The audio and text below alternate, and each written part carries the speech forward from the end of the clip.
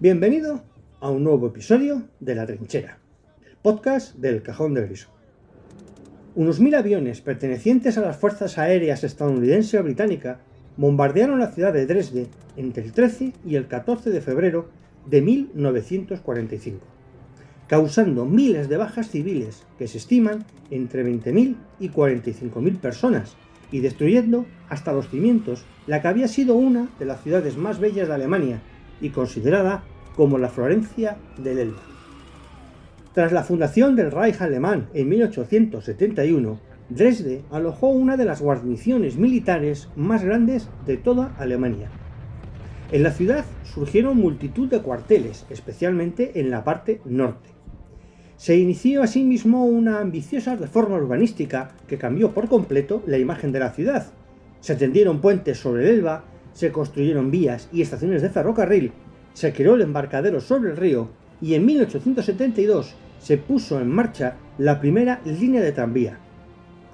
Nuevos y modernos edificios completaron esa transformación, como el Ayuntamiento de 1910 o la Ópera de 1878, además de numerosos edificios gubernamentales y municipales. En el cambio de siglo, Dresde acogía una población de más de 500.000 de habitantes, con lo que se convirtió en la cuarta ciudad más poblada de Alemania.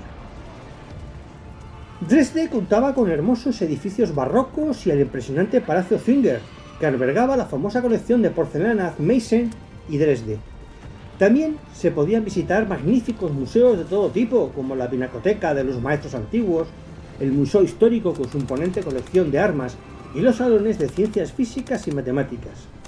Pero todo ello quedó totalmente reducido a cenizas.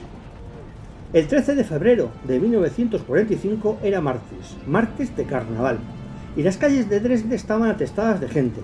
Mientras tanto, en Reino Unido, una vez confirmado que las condiciones meteorológicas eran favorables, una escuadrilla de aviones despegó para iluminar la ciudad.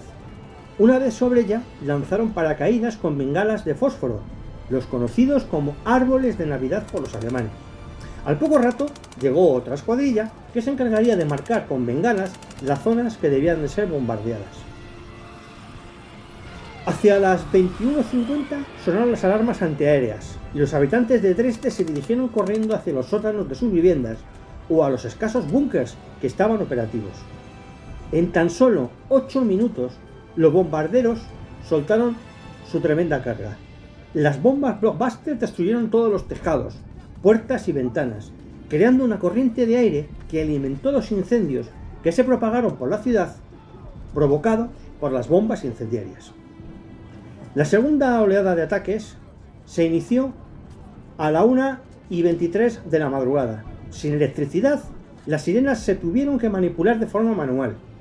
A esa hora, el incendio de la ciudad era tan pavoroso que podía verse a 100 kilómetros de distancia. La columna de humo se levantaba a más de 4.500 metros. Las operaciones de extinción tuvieron que ser paralizadas y las altas temperaturas llegaron a derretir el vidrio y el metal. Los habitantes de la ciudad murieron calcinadas a causa de un shock térmico y asfixiados en los refugios por culpa de los gases de la combustión o por la falta de oxígeno. Aún así, hubo una tercera oleada de aviones. Esta se llamó Plate Rack, compuesta por 254 bombarderos Lancaster cargados con 500 toneladas de material explosivo, incluidas las bombas Blockbuster de 2 toneladas. Estas bombas se llamaban así porque su capacidad de destruir una manzana de edificios era tremenda. Bueno, pues esta oleada sobrevoló Dresde para caer sobre ellas toda su carga mortal, lo que terminó de destruir y dejar cascotes los pocos edificios que quedaban en pie. En la estación central, la barbarie superó todo lo que se podía imaginar. Los refugiados se apiñaban en vagones de carga, otros atestaban los pasillos y los túneles de acceso. 2 trenes acababan de llegar de Königsburg con cientos de niños que habían sido evacuados del este y ahora volvían a ser evacuados para salvarse del ejército rojo que se estaba acercando. Con las primeras bombas incendiarias, los pasillos y los túneles se inundaron de humo. En el segundo ataque, concentrado en bombardear la estación, los refugiados perecieron asfixiados o quemados vivos. La intensidad del calor era tal que derretía los cuerpos sobre el pavimento. La iglesia protestante de Nuestra Señora, con una forma única en su género, era el monumento más característico de Dresde. El edificio resistió el primer bombardeo, pero finalmente se derrumbó por las tremendas temperaturas que llegó a alcanzar. Se puede ver perfectamente en una de las fotos más icónicas de la Segunda Guerra Mundial, en la que desde una estatua que hay en la torre del ayuntamiento se observa cómo toda la ciudad está arrasada. Pero los bombardeos de Dresde no fueron los únicos. El principal objetivo de estos ataques eran los núcleos urbanos de ciudades como Colonia, Düsseldorf, Duisburg, Essen, Lübeck, Frankfurt o Hamburgo, y por supuesto Berlín. En Hamburgo se calcula que solo en el desarrollo de la llamada Operación Gomorra, que consistió en una serie de bombardeos sobre la ciudad, murieron alrededor de 42.600 civiles y otras 37.000 personas resultaron heridas. El objetivo aliado era castigar a la población civil y de este modo también desmoralizar al pueblo alemán. Tras la guerra, Dresde inició su reconstrucción, primero durante las décadas del régimen comunista y luego tras la reunificación alemana. Las autoridades de la antigua Alemania del Este recuperaron varios edificios históricos como la catedral, el Palacio Zingwer o la ópera. Después, tras la caída del muro de Berlín en 1989, las subvenciones europeas contribuyeron a la restauración de la ciudad.